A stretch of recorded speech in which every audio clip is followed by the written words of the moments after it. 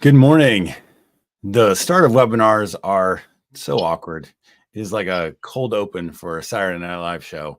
Whoever their actor is, they're always trying to get a sense of the crowd. The lights came on and the audience is trying to figure out what the punchline is going to be. Difference with a webinar is we're behind a screen and I can't even get to see you. So sometimes I feel like it's even more difficult. One thing AI cannot account for are the nerves of the people putting on the live event. Like me today, it's always exciting, but also because I can't see you, it's somewhat difficult. Today is March 28th, and the first quarter of the year is nearly complete.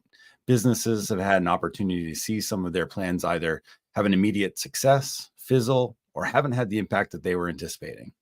Today is an opportunity to hear about some of the emerging trends for 2020-24. Where AI fits into MedTech industry and what actions you can take to make the remainder of the year a success.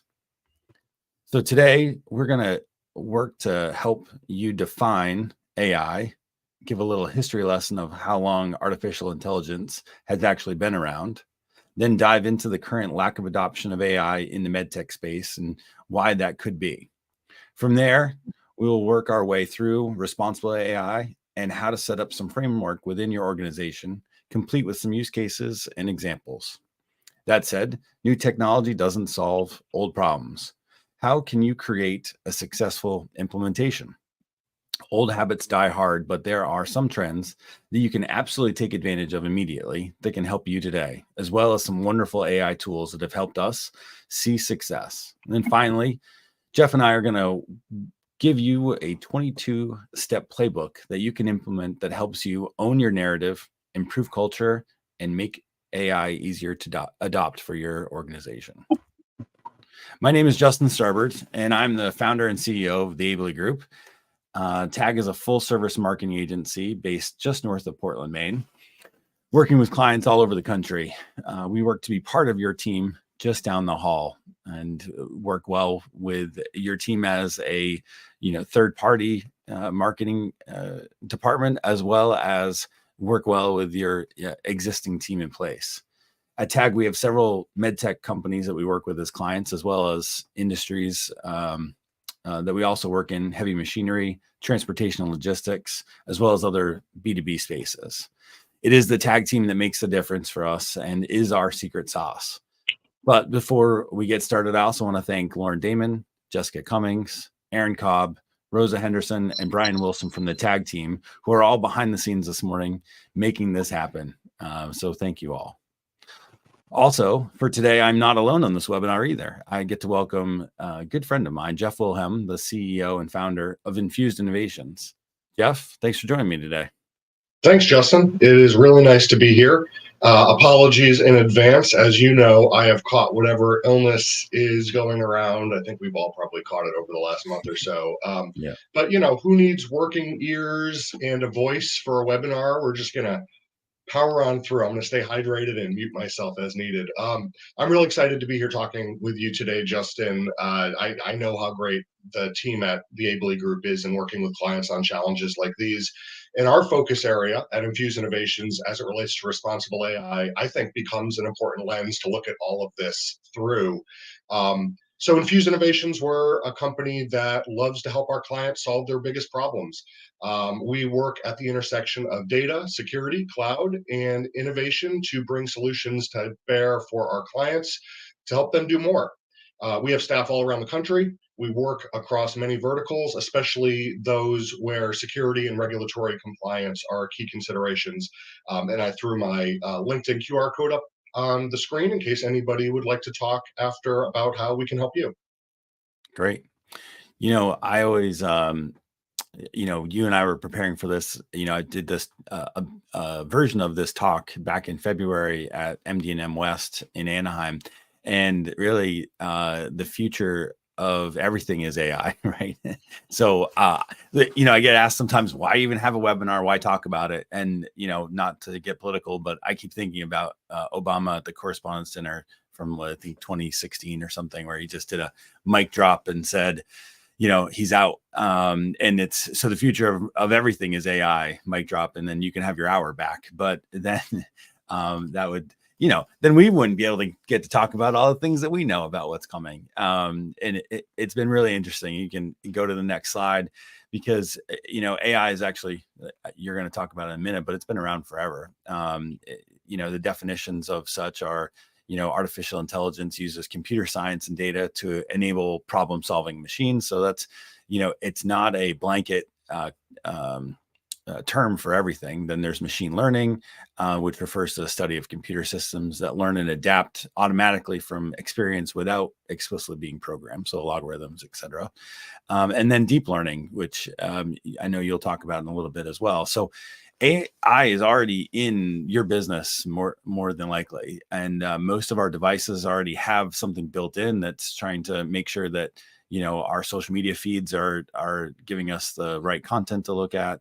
And we're so fortunate, in my opinion, to be in front of, folks in this industry that, have been putting elements of AI into devices and solving the world's problems for us, even when maybe you and I didn't even realize there was problems happening, right? So I always find that is such a fascinating element to this topic. And, again, you and I get asked these questions all the time. Where do we start? How does it apply to their business?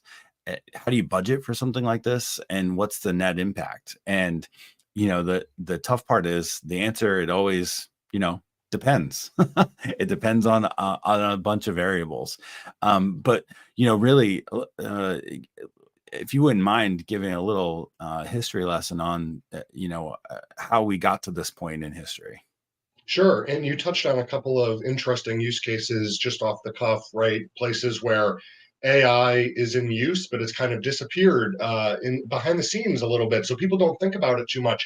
You're buying something online and it suggests to you a product that says, hey, people who bought that also bought this, or, we're doing voice transcription and dictation into our phones so we can, be safe while driving, or whatever. There are so many use cases that just sort of disappear behind the scenes that people don't think about. But yeah, people don't know that our sort of journey through AI started in the 50s. Of course, it seems like we're entering a new era of AI, and generative AI is the big thing everybody's sort of chatting about. But there are absolutely these momentous milestones in the field that have brought us to this sort of inflection point where we talk about this transformative, potential of AI. So, back in the 1950s, you had Alan Turing over, across the pond, right? Determining if a computer could pass for a human with written linguistic fluency. That's the Turing test. You had Arthur Samuel at IBM coining the term machine learning back in 1959. And those origins are rooted in theories of AI. 2006, Jeffrey Hinton, University of Toronto, he had a fast learning algorithm, came up with the term deep learning to explain how AI-based ML can learn like a human. Um, then you, of course, have generative adversarial networks that have taken place since 2014. So much is happening. The generative AI makes use of neural networks to sort of, use both on the learning process and then inference and things like that. So there is absolutely this long history of AI, and people, of course, we've been playing with ChatGPT and image generation and Dolly over the last few years, which is super exciting because it's sort of the consumerification of a technology, which is always great. But it doesn't, probably for more than a decade, it doesn't take a lot to think about how often we're suggested next products and things like that, Yeah. which is a form of AI behind the scenes as well. Yeah, and for me, I look at it, and McKinsey put out a chart recently that shows where generative AI use cases can have the most significant impact. And even though this whole webinar is about the adoption of AI in healthcare and MedTech, it's been an industry that's been slow to pick that up. And the biggest areas of opportunity, of course, are sales and marketing, which you and I are very much involved with, as well as supply chain and operations. And so, we'll talk a little bit more about this in a second, but, those are areas and functions that, we can make a real impact on the bottom line of businesses. And to your point, ChatGPT is just about 16 months old, right? So if we skip to it only came out November 30th of 2022. So if we're a new parent, we're still talking about it in terms of months. It's 481 days old today. And I always find that to be so fascinating because people think it's, to your point earlier, that AI is new, and it's not. It's just, this is the first commoditization of it. And one thing I find so fascinating is how it's now, infiltrating businesses and how it's making things better. But I love the anecdote from you and Infused. You were part of the beta program. We were, yeah. So about 6 months before ChatGPT launched to the public, as a Microsoft partner, we had access to some of the Azure OpenAI services that were still in beta under, embargo. Obviously, we couldn't go out, yelling from the rooftops about it. But yeah, Microsoft, for in our case, and other companies, I'm sure Google, Amazon, et cetera, OpenAI themselves, really try to get partners involved early because there are so many innovative use cases. So getting that sort of brainstorming happening beforehand. And then, of course, as we've talked about the responsible AI side of it, right? It's great to race forward with a new technology, but the first 6 months that this was out, every conversation was about, is it the end of humanity? Is it Hmm. Skynet? Like, right? And so looking at these things through the lens of responsible AI, which we've been doing responsible AI since 2019, one of the earliest adopters of the framework, and certainly within the Microsoft partner ecosystem in the country. So something that we consider really important is not just, AI being the answer to everything, but responsible AI being the lens through which to evaluate whether AI is the answer to everything, right?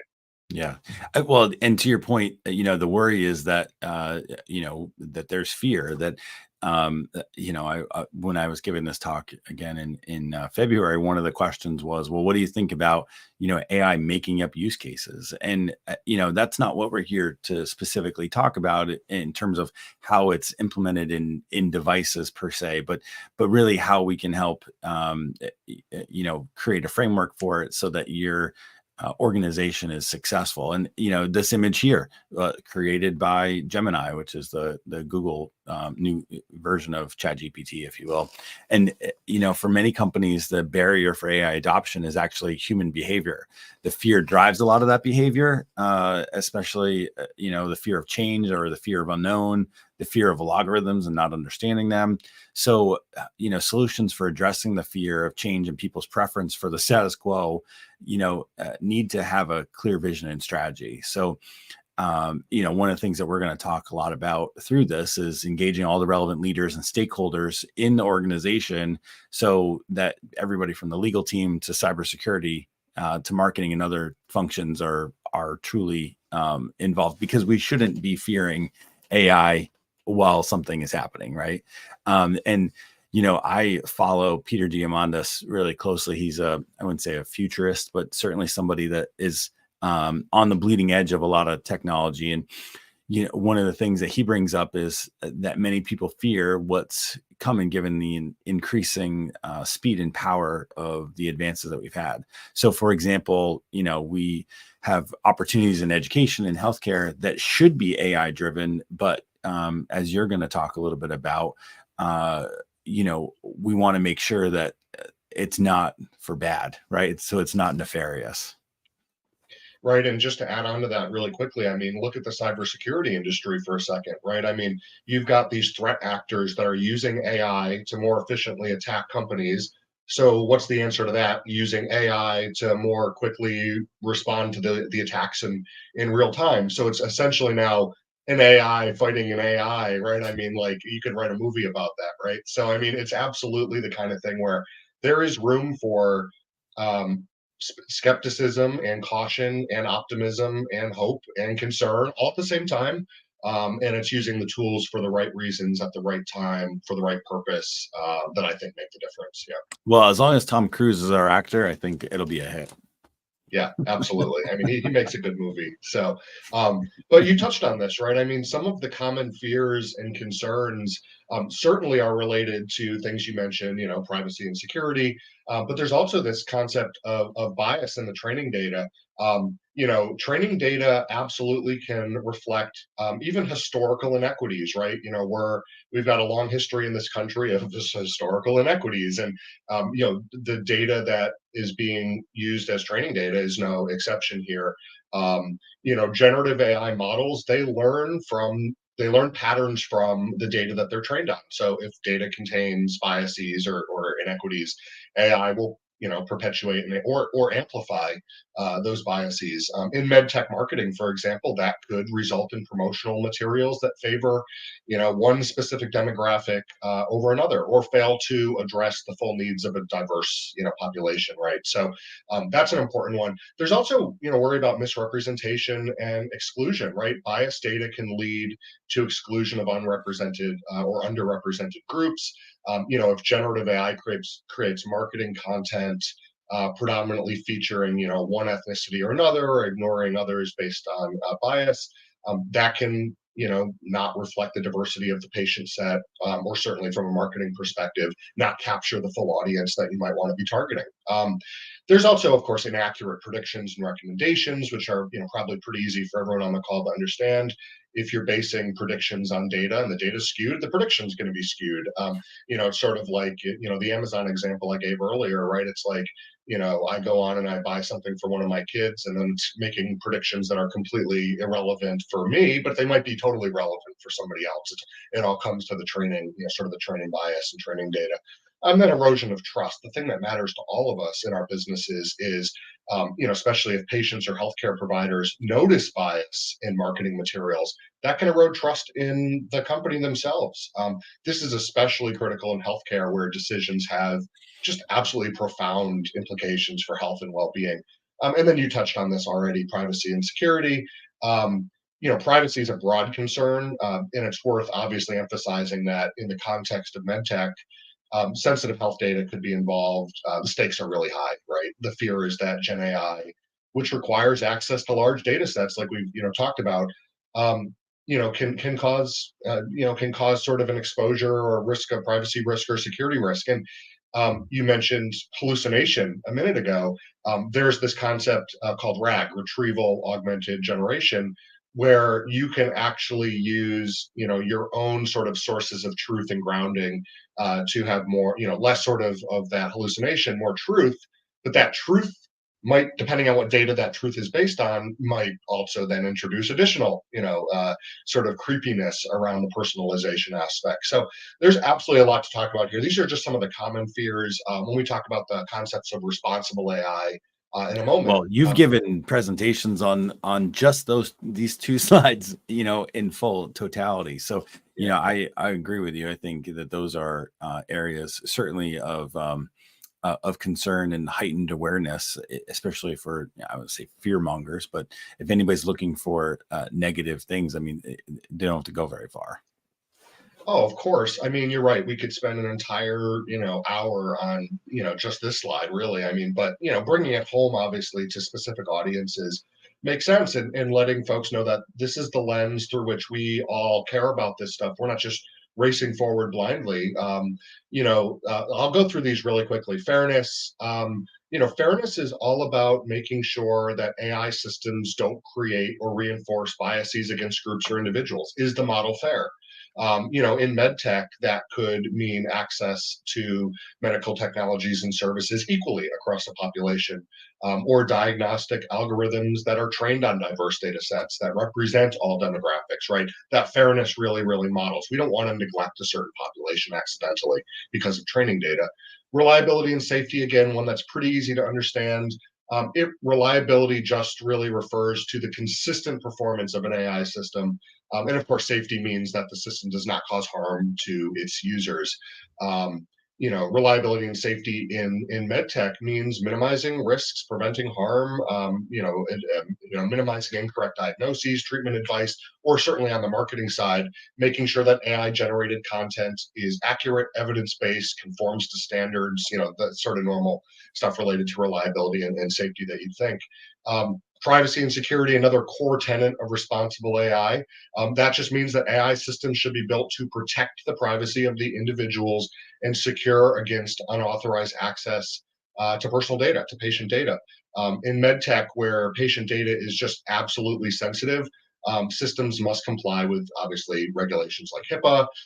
They should use secure data practices, encryption, anonymization, and protect PII and PHI throughout the entire life cycle of engagement, including things like if you're doing campaigns around marketing analytics and personalization in advertising, obviously privacy and security become really, really important. Yep. Inclusiveness, we're talking about making sure AI systems are inclusive. That means that systems understand and address the diverse needs of different individuals and groups. Is it inclusive? In medtech, that means including patients from various backgrounds in the data sets, including different stakeholders, healthcare professionals, ethicists, right? I mean, there's no reason that we shouldn't be making sure that we're including people from all different lines of work in the thought process of developing these systems, and that they're sensitive to cultural and individual differences. I'll go quickly. Transparency, obviously making sure that the workings of the systems are clear, explainable, and understandable, and that we're not breaching trust when you're disclosing, information, things like that, and how campaigns and content are being generated. That transparency is really important, and of course, accountability. Accountability is just what are the mechanisms in place to hold the creators of these systems accountable and responsible for the performance and the impact. And that, of course, matters in medtech and in marketing, certainly, to be able to talk about things like, if there is an ethical breach, how did we get there and how can we make sure that doesn't happen in the future? Test it before it goes into the wild, so to speak, and be accountable for that technology. Yeah, I think we could implement this slide across the platform, across the enterprise, regardless of of it being AI or not. Having accountability in your job is vital. Yeah, these are just so important, right, for any organization, right. And it's our reputations on the line. Always, yep. So thinking about a couple of examples, you've been fortunate to also work with some large, organizations to implement AI into their enterprise. You want to talk a little bit about, what that has been like for Infused and how you got there, and then what the ultimate result was. Yeah, so I'll paint this little case study really quick. So one of our clients, they're a large medical insurer in New England. They're leveraging Gen AI. That's great, right? They're leveraging Gen AI for marketing image generation. It's a powerful tool, right? It can create diverse and engaging visual content. You showed an example of one, I think, on slide 4 with the image that you generated, I think, through Gemini. But like any tool, it's not without its drawbacks, right? We have to be sensible about the usage of this stuff. So the utility of generative AI, obviously, it's undeniable, but it's crucial to acknowledge the biases that can be built in, especially in an example like this, which would be image training data. These biases can lead to images that might be slanted or skewed. For instance, for this customer, they were generating some images and they used terms in one of the prompts like Medicare or Medicaid to create a specific campaign. And that prompt inadvertently led to very specific racial representations, reflecting biases in underlying training data. You know, frankly, to me, this just highlights the importance of using these tools responsibly, right? We can strive to ensure that the training data is diverse, or we can strive to make sure that the prompts we use aren't sort of perpetuating any harmful stereotypes. It's not just about the technology itself, it's how we use it. By being mindful of the possibility that issues like this can arise, we harness the power of Gen AI in a way that can be effective and ethical at the same time. But it is our responsibility to navigate these challenges and ensure that the outputs are representative of all individuals and not just the ones that might be the very first image that comes out of a poorly designed prompt. Yeah. And the same thing can be said for, content and personalization, right? So, we've talked a lot about this and, thinking about tools like HubSpot, which, can make sure that it's a delivery to one. What are some ways that you've seen from, your audience and your clients where this was really successful? Right. So, we all know, and I'm sure everyone on the call knows that the key in marketing is to deliver a targeted message to a receptive audience. I mean, that is literally like, if you can't do that, It's call Justin, right? Call Justin and he'll help you. But That is 101. That is. right, 101, right? But so the common practice is to create segments, right? Aligning more specific messaging to narrower personas. However, with the advent of generative AI, we can take this sometimes too far. So generative AI, it's got the potential to deliver a segment size of one, right? Like literally effectively personalizing content to an unprecedented degree. It can create a personalized image, a customized text, tailored recommendations, all based on an individual's user data. That's a segment size of one. That's a persona of you. That level of personalization can significantly enhance user engagement and probably conversion rates. But while those benefits are substantial, there are also risks and challenges we can consider, right? If we use generative AI to create such a narrow segment, that raises questions about the privacy and data security related to that message. And it's crucial to ensure that we're doing that right. We work with customers on this all the time, sometimes on the marketing side, as you alluded to, by making sure that there's granularity in their HubSpot implementation or integration with other data sources or whatever it might be, but also on other go-to-market sides as well. Customer service is a great example of this, right? If every one of my previous interactions with a customer service agent becomes part of the conversation history for every future one, what does that mean? That's a lot of information to be storing about me and all the problems that I have that cause me to reach out to customer service, right? So anyway, I think Gen AI obviously offers, great possibilities for content personalization and audience segmentation, including in MedTech. But, we want to make sure we navigate them responsibly and keep in mind the balance between personalization and privacy. Well, so moving on, one of the lures of generative AI is that, several studies have suggested that, especially in the marketing and sales function, you spend, 20% of your time, over 20% of your time, just looking for information, or looking for data that will help you solve whatever the problem is that you're trying to face. So, if you have help, I say that with quotes right now, but if you have a system built that gives you that opportunity, it's a $450 to $500 million market in AI, just in the sales and marketing functions. And it's not just MedTech and healthcare. I mean, this is a cross industry. And McKinsey put that study out, and to me that's just mind blowing in terms of the ability to just save time, effort, and energy. Yeah, of course. I mean, McKinsey spends an awful lot of time and energy researching this stuff, and we can gain valuable, insights from it. I think there's so many areas of opportunity, whether it's helping surface content across our organizations, helping us stick to our standard operating procedures to be more efficient internally. I mean, so many opportunities, and it's across almost every organization, across almost every vertical, and in almost every function within those organizations. And I'm excited about that stuff. It's just making sure that we're using the right information in the appropriate places that I think is important to consider. Absolutely. And thinking about that though, new technology doesn't always solve old problems.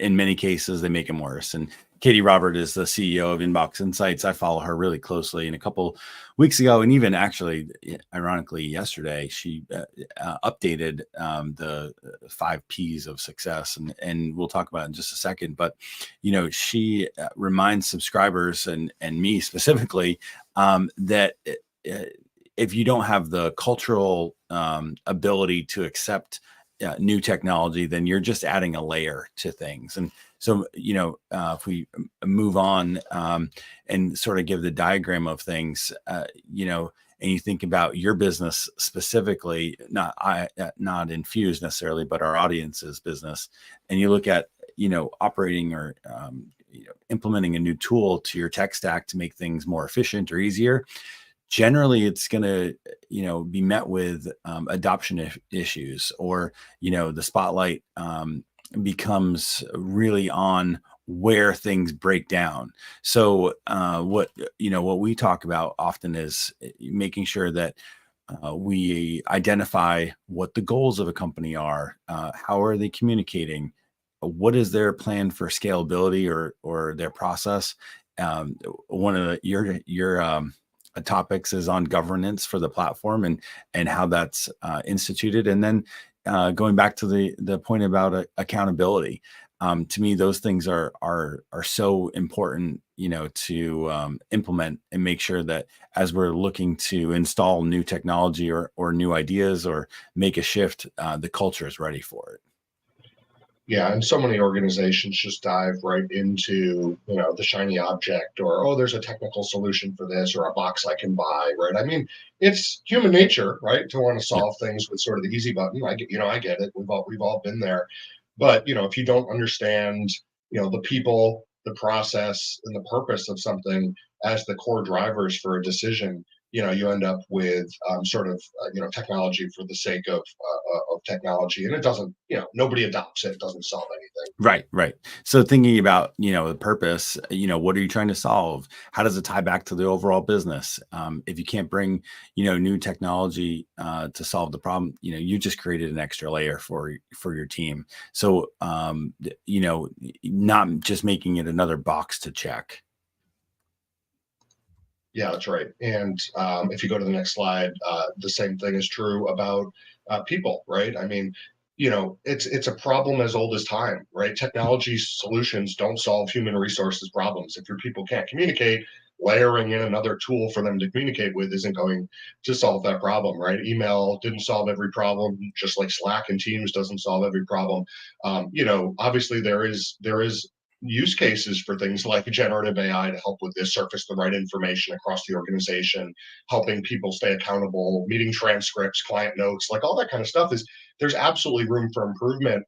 But it's not just a band-aid to fix a major, wound in an organization if there is already a lack of communication and a people problem.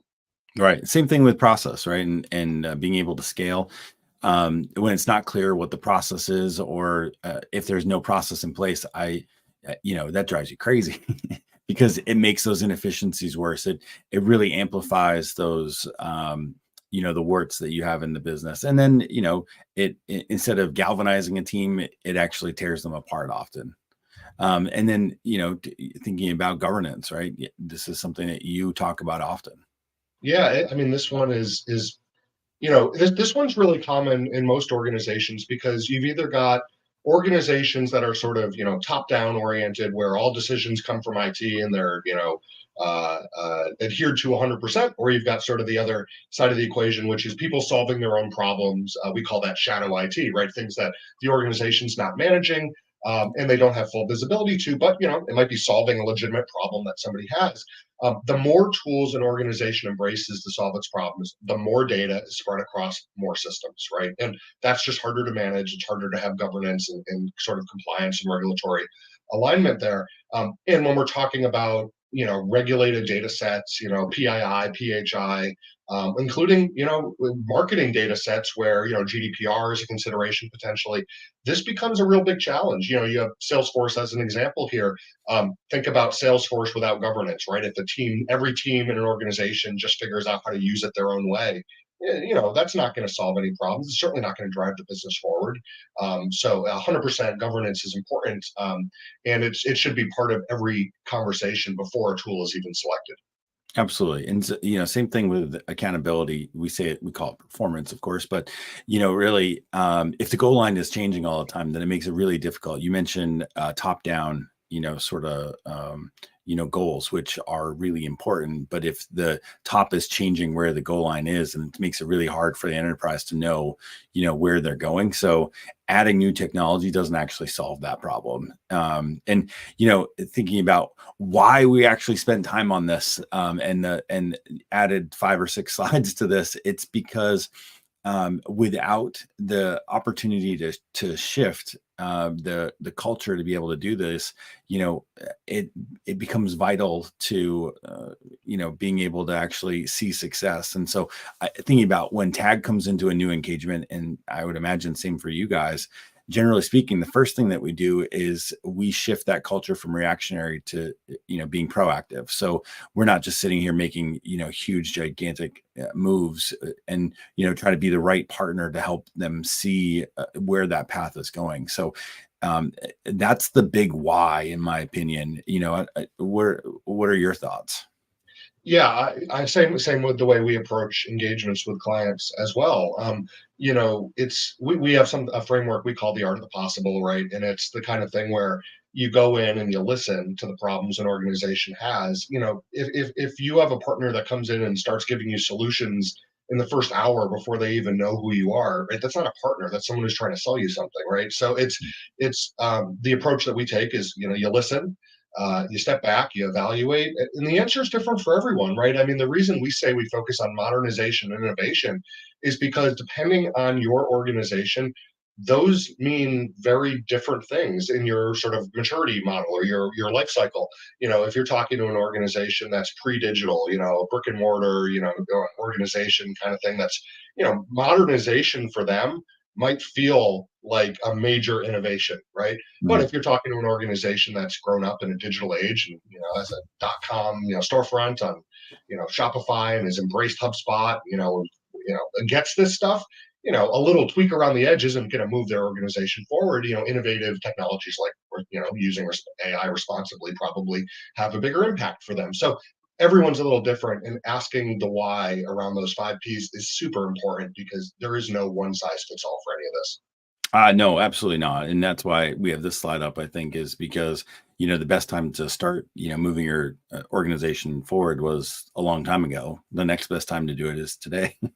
So, from our perspective, and especially in MedTech, and there's a huge opportunity to get better at digital marketing. And I'd say that's industry wide. We do work with some, manufacturing MedTech companies, and some that maybe, could stand to be more modern.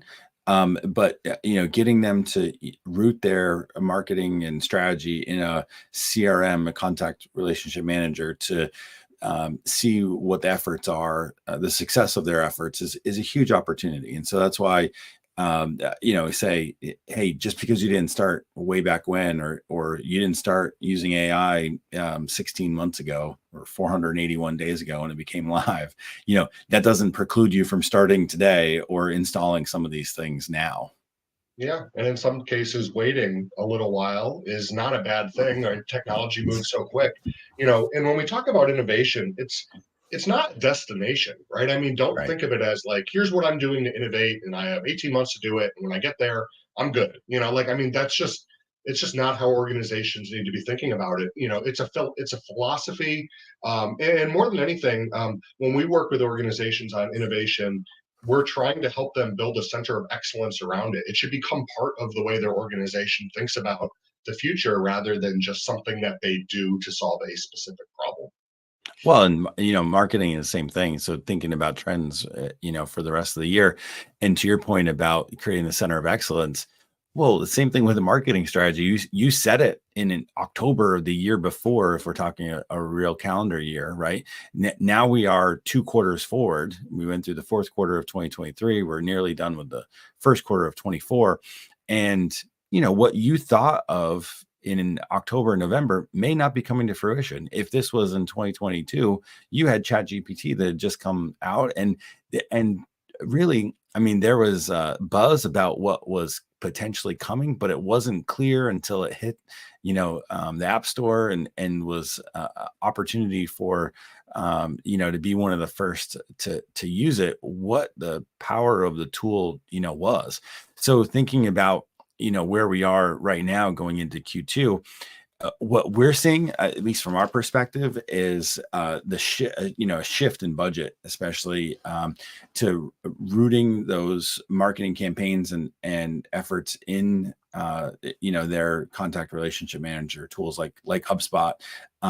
Not that wasn't being done before, but this is an election year, which always makes things weird.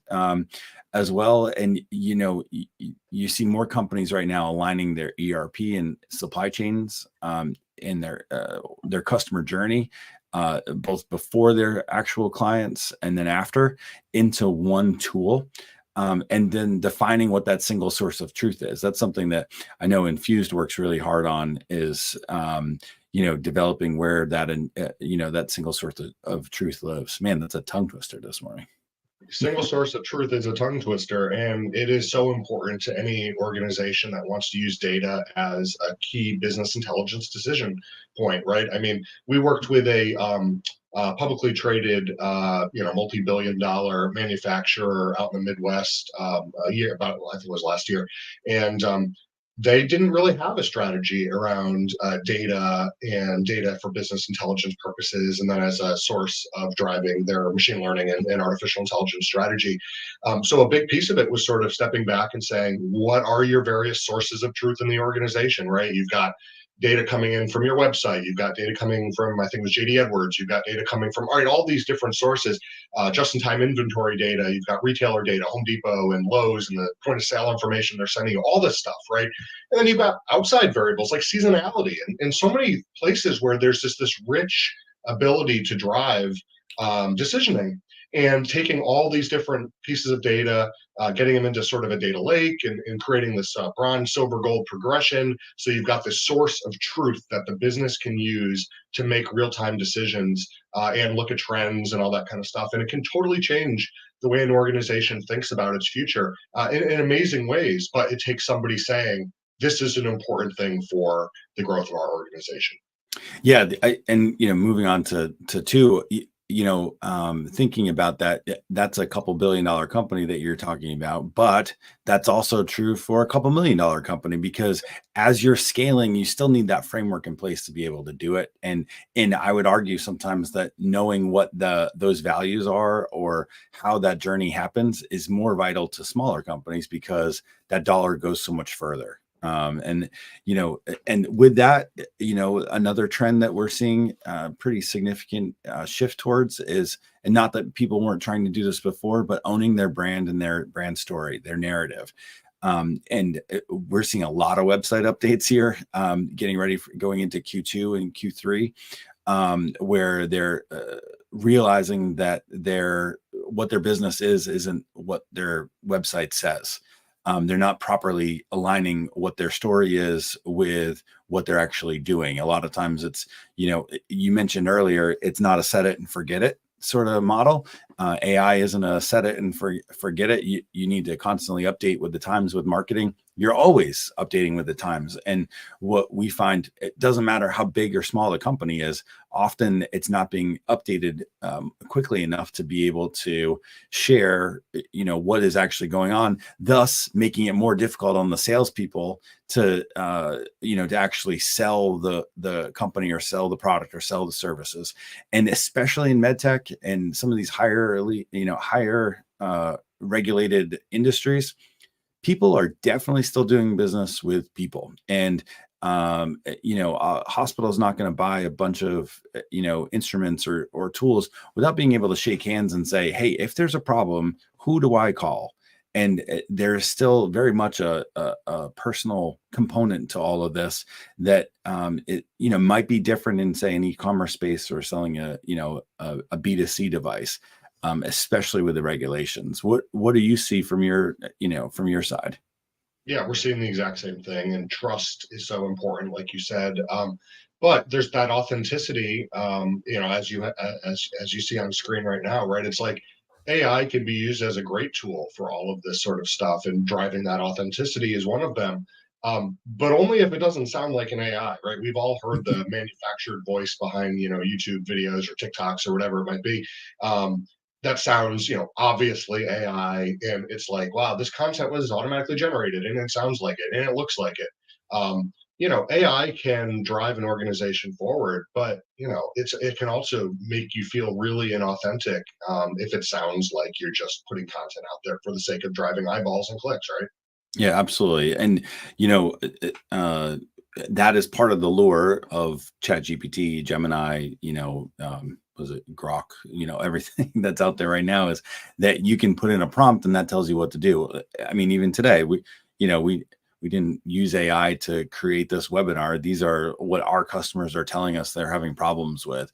But with that, however, there are tools that we use that really give us an opportunity to be successful. And, you and I each have several at our disposal that we use that we try to implement for our clients. Yeah, one that I'll mention is Bing Chat Enterprise. I mean, so any organization that's using a freely available chatbot out there on the internet, or paying $20 a month for a subscription to OpenAI, ChatGPT, for example, obviously great, right? Because it helps an organization understand where these technologies can be useful and where they might not. But of course, if we're worried about leaking private information, or we're worried about security, or we're worried about conversation chat history and training data and all that kind of stuff, you may already have free access to a private version of ChatGPT within your organization. If you're, Microsoft 365 customer right now, and you've got, a business premium SKU or an E3, 5 SKU, whatever, you may already have access to Bing Chat Enterprise. It keeps your data private, confidential. It doesn't use it for training. It's not commingled with any other data. And it's a great way to see if you're paying, $20 a user for Chat GPT Premium. It's a great way to save, I've saved you $20 coming to this webinar. Just look at Bing Chat Enterprise as a replacement for your Chat GPT subscription and give it a shot. Yeah. One of the tools that we use is a product called customer.ai. It's a B2B website visitor identification tool. So it helps company. You have traffic coming to your website already all the time. And what it does is it helps identify who's there. They have one of their tools is called X-Ray, and about 30% of their total visitors to your site or your page can be identified and turned into contacts that you can then use to market. They have a tool called Restore that we use where it helps you with retargeting. So you're already paying for ads on maybe Microsoft and or on the Bing platform. It's also useful for Facebook and your Meta ads, as well as Google ads. So when folks are coming to your site, you're able to, capture more of those folks and identify who they are. And then that, starts to install triggers so that you can decide what their intents are, what their behaviors on the website are. And to your point earlier, we can target messaging to them, appropriately. And then when they get to a cart or, get to the end of, maybe booking a meeting, then you can see, where they got, why did they leave, or where, at what point did they leave. And we've been fortunate to partner with them. It's also from the former founder of MailChimp. So it was a pretty neat tool that we've discovered in the last couple of months, that we've installed for some of our clients. Yeah, that funnel visibility is great. I mean, what an incredible tool. And there's so many tools these days. It's hard to know exactly which ones to look at. So it's great that we threw a couple in here for people to explore. This one's a little bit more advanced, a little bit more technical. But if your organization is technically minded, or if you aren't, reach out obviously to Infused Innovations. We've deployed this for a number of customers. This combines sort of the chat GPT, conversational interface that we're all comfortable with search. And it uses something called RAG, retrieval augmented generation. So for any organization that's got content, and who doesn't, right? We've all got tons of content, internal content, standard operating procedures, contracts we've written, best practices, RFP responses, whatever. We've all got tons of content in our organizations, presentations, et cetera. Use that as a source of truth in giving responses. So we talked at the very beginning about the concerns around hallucination and whether you can trust what's coming out of these tools. This is a great way to both find information across your organization, but also use it as a source of truth in response. And you can see in the example that I included in the screenshot, it cites its source when responding. So in your organization, for example, this one is showing somebody asking about their healthcare plan, and it doesn't just say, yeah, of course you can get your hearing care covered and your hearing test covered and all this other stuff, which in a traditional GPT, you might ask yourself, well, is that true, or is it just sort of telling me that? Like, I don't know. In this case, it's saying, yes, it is true, and here is where you can click a PDF and actually see that the source of truth there. So, but this is true across any content within an organization. Again, it can be used for contract creation and proposal generation, RFP responses. We use it with customers right now for standard operating procedures and training materials and all that kind of stuff, and helps a new employee come up to speed more quickly because they can ask questions of the organization as if they had a virtual mentor that can find answers instantly for them across an organization. And it works across teams as well. Really, really interesting. But it basically combines generative AI and ChatGPT with enterprise data and AI search. Yep. And finally, HubSpot often ties all of these things together. There are other tools, but here at Tag, Infused uses HubSpot, and the many hubs from sales, marketing, operations, customer service, even the CMS, content management system where your website's built on, to attract, engage, and essentially delight your customers. So thinking about those single sources of truth in your data lakes, depending on where that information is coming from, it can flow through HubSpot and then give targeted responses to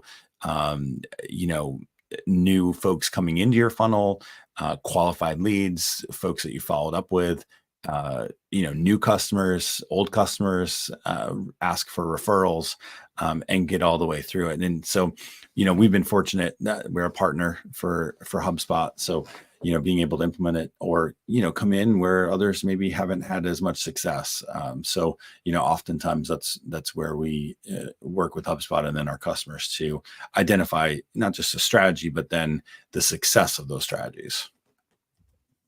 And then, as we get into the exciting parts of some of these things, there, a couple of actionable steps that we've come up with, that you can use today to, get started. One of the first things that we talk about was your narrative and how to own that. And right now there are over 1 billion blogs that are posted online somewhere. If you compare that to just over 4 million podcasts that are available, the difference is striking. And at Tag, we use podcasts as core pieces of content to help drive that narrative. So one of the things that Neil Patel says, the SEO guru, right now, 94% of content isn't even indexed by Google because of its poor quality or low score. A lot of that is related to AI. You can't necessarily set AI to content and then forget it. So, continuing to be authentic, right now, you and I have gone down rabbit holes. We've gone, we've down those rabbit holes, we've chased squirrels and we've, kind of been all over the place in a couple of these slides. But, at the end of the day, that is authentic. It is who you and I are. We're excited and passionate about these things. Been fortunate and, really excited about what we are able to do for our clients. And then, thinking about actionable steps and what you actually can do. I promised this in the teaser, but thinking about the goals for the remainder of the year, what are some of the biggest challenges that your business has to adding more clients? What are your potential clients frequently asked questions, and what do they ask before they become customers? So that's, if I give you 22 steps to a real example of how we use it. That's number one, identifying those things so that you can actually start creating that content. So that number two, these challenges become themes for your podcast or your video blog, and core pieces of content, as I mentioned. If you think about each of these themes as a possible white paper or case study, then you can break those themes down into topics, and they can be broken further down into ideas. And then each idea, is a question that can be asked of an expert on your interview.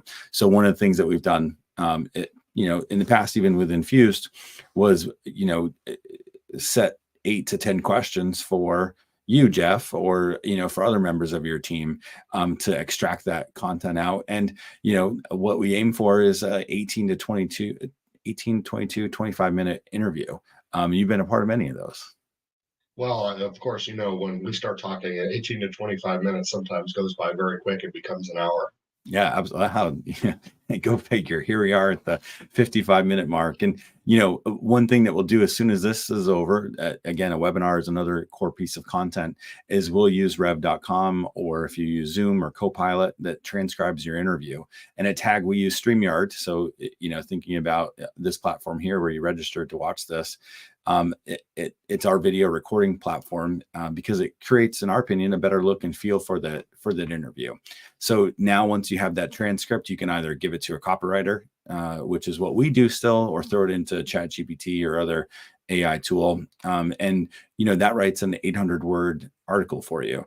So at Tag, we use, Aaron or Kristen, still in our team, to be able to do that, to pull out the authenticity of it. Not to say you can't use ChatGPT or something else, Gemini or Bing, Chat Enterprise, because you can go back and make those edits. And then, using those tools, you can ask it via prompt to write social posts for each of the platforms based on the content that you've already written. And then, again, still, in my opinion, use humans to, edit it and make sure that it sounds and feels just like you. You want to have a personality. You don't want it to have an AI personality. And then ask ChatGPT, Gemini, or Bing Chat Enterprise to write the overview of the show. And then you can use that to post. Spend some time to make sure that it's using the right keywords for the product or service that you're talking about. Here today, we're talking about AI. We're talking about marketing content and strategy. So making sure that those keywords are implemented wherever they are, on whatever you're talking about. And then posting the interview to your platform, like Spreaker, or even YouTube, would distribute that to Apple, Spotify, and the like. With a great overview of the show, you're able to drive more organic traffic to not just the show, but also your website, and make sure that there's a premium on that relevant content, so it's easy to consume. So thinking about how you actually write those overviews.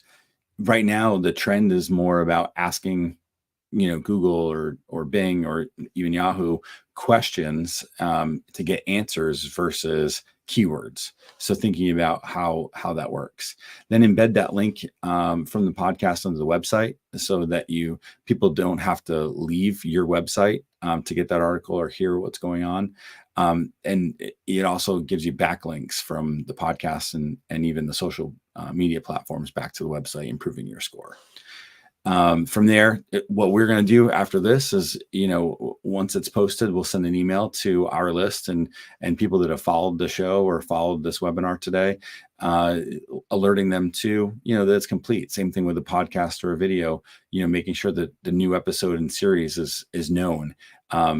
Be sure to add a meetings link there so that, like, we're going to, on our next slide, we have meetings link for Jeff and I for you to talk to. Then you can use your pay-per-click strategy to get more traffic to that blog and amplify your reach using a customers.ai to help capture that traffic back to the website so that you can convert more of the people that are there. Once your series is complete, you actually go ahead and copy and paste that so that it is a resource for you later, and put that into ChatGPT and ask it to write the white paper. Or again, we're still using, and we will continue to use our copywriters to do that so that there is a voice, there is personality behind it. So often in MedTech and healthcare, it is sterile, and we work really hard to give a true voice to our team. Again, you need to add graphics. How can you save time and effort by doing that? Again, there's DALL-E, there's Bing Chat Enterprise. We use Gemini just a minute or this week to create images for this, and then create a gated landing page on your website so that you can continue to drive traffic, convert leads for sales, and then use ads on LinkedIn or Google network to or even other social channels to create a new campaign to drive traffic to the website and convert more people. Again, if you are able to use a tool like HubSpot, then a lot of this stuff is automated. So you have follow-up campaigns for everybody that walks in the door. And then after your visitors have turned into leads, you can then qualify them by, scoring them based on what Jeff was talking about, how they come into your site, giving you a real opportunity and your salespeople an opportunity to have at-bats. I think some of the most difficult parts of all this is, salespeople having to overcome the lack of marketing messaging or, what's not there that you're talking about, and then repeat. And at this time, that adds credibility and gives you social proof that people have actually, seen and done what you're asking to do. So, I'd say at the end of the day, I'm really bullish on not just AI and what it's coming, but how it's going to improve over, the next several years. Whew, that was a lot. Well, it's great. It's great to have actionable steps. And, like you say, the future is now, right? We can all be preparing for this, future by aligning to the 5 Ps that we talked about earlier, establishing good governance and compliance practices, and giving teams an opportunity to be successful. I mean, that's something you work with clients on all the time. Yeah. And owning your narrative and your story. That's where, we come in and really work hard to help you, again, to define a strategy and campaigns that align with that strategy, but also give you personality so that people, understand who you are. Then use AI to streamline some of those processes and, move your to-do list to done, right? And then authenticity, that is what galvanizes a team. If you know what the goal line is and everybody's able to move towards that, that is where you have huge opportunities for success. So with that, thank you very much. How can we help you? How can Infused help you? We have a couple of links up here for you to go to schedule time with me, to schedule time with Jeff, with ways in which we're able to help you install any of these best practices.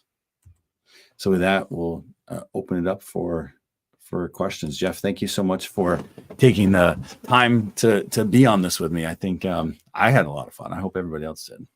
Oh, you're very welcome. I always have a good time talking to you about this stuff. And, I know I had been monitoring the chat, as we were talking, and, there is absolutely that theme that you brought up earlier, that we reinforced, that in any business, and especially in MedTech, that people connection, that authenticity, in the messaging, the trust factor, it's so important, right? And AI is not a replacement for that human connection. And as you said, the buyers are still human, and they want to know who they're buying from.